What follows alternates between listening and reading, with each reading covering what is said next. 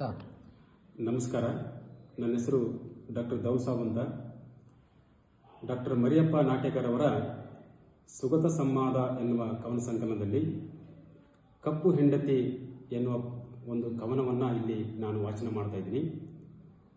ಕವನ ಹೀಗಿದೆ. ನನಗೆ ಗಲ್ಲವೆಂದರೆ ತುಂಬ ಇಷ್ಟ, ನನಗೆ ಗಲ್ಲವೆಂದರೆ ತುಂಬ ಇಷ್ಟ, ಬೆಲ್ಲವಿಲ್ಲದಿದ್ದರೇನಂತೆ ಮನೆಯಲ್ಲಿ, ಬೆಲ್ಲವಿಲ್ಲದಿದ್ದರೇನಂತೆ ಮನೆಯಲ್ಲಿ ನನ್ನ ಹೆಂಡತಿಯ ಗಲ್ಲವಿದೆಯಲ್ಲ. ರೊಟ್ಟಿಯಂತೆ ತೆಳ್ಳಗೆ ಬೆಳ್ಳಗೆ ಇಲ್ಲದಿದ್ದರೇನಂತೆ ನನ್ನ ಹೆಂಡತಿ, ಕತ್ತಲು ನಾಚುವಂತೆ ನಗುತ್ತಾಳೆ ತೇಟು ನನ್ನ ಹಾಗೆ, ನನ್ನವ್ವ ಭೂತಾಯಿಯ ಹಾಗೆ.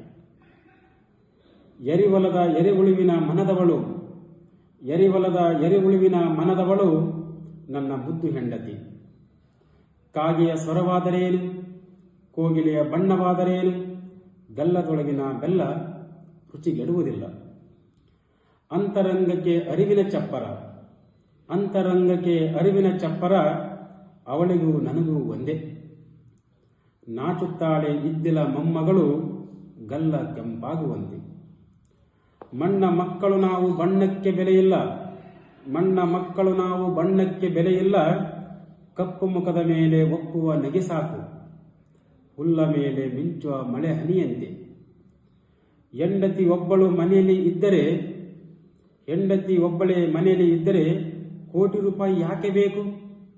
ಬೆಲ್ಲದಂತ ಗಲ್ಲವೇ ಸಾಕು, ಬೆಲ್ಲದಂತ ಗಲ್ಲವೇ ಸಾಕು. ನಮಸ್ಕಾರ.